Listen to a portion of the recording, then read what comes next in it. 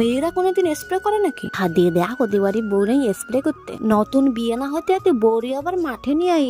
তো বন্ধুরা, এসব কথা কারা বলে তোমরা নিশ্চয়ই জানো। বউ হয়ে কি কোনো কিছু করা যায় না? অবশ্যই যায়। দেখো এই কাকিমারা রোদের মধ্যে কত কষ্ট করছে। আজ আমি আর আমার মা চলে গেছিলাম মাঠে, কারণ আমাদের জমিতে মনীষে কাজ করছে, ভাত নিয়ে গিয়েছিলাম। এই আমি মাঠে এসেছি তাই কত লোকে কত কথা বলছে, অনেকেই অনেক কথা বলে, কান দিতে নেই কারো কথায়। অনেকেই বলে এদের বাড়ির বউ আর ভিডিও করে না, তো আমি বাদই দিলাম। কিন্তু আমাদের তিল বাগানের সব ঘাস পরিষ্কার করছে। আমাদের কিন্তু মাটির মাঝখানে আবার কলও আছে, এই কল থেকে সমস্ত গাছে জল দেওয়া হয়। ওনাদের কাজ করার পরে সবাই চলে আসলো ভাত খেতে। আমাদেরও আইটেমে অনেক কিছুই ছিল রান্না, প্রথমত কুমড়ো আলু মাছ দিয়ে ঝোল, ডাল, ভাজা। দেখো আমি যদি মাঠে না আসতে পারতাম এত কিছু কি মা নিয়ে আসতে পারতো? মিলেমিশে কাজ করলে সব কাজই সম্ভব। এরাও কিন্তু অনেক কষ্ট করে রোদের মধ্যে। যাই হোক, সবার খাওয়া দাওয়ার পর মা একটু কোনো মতো করে থালা বাসন গুলো ধুয়ে নিল কলের জলে। দেখো একজনের জমিতে কিন্তু জল দিচ্ছে, তার জন্য মেশিন চলছে। এইখানে সবার জমিতে একটা করে কল বসানো। আমাদের কালুরও গরম লেগে গেছে। দৃশ্য আমরা উপভোগ করতে করতে চলে আসলাম বাড়িতে। আমিও বাড়িতে এসে ভাত খেতে বসে পড়লাম। আর কি বলতো, আমাদের মাঠের কাজ করে সারা জীবন খেতে হবে, কারণ আমি একজন কৃষকের বৌমা।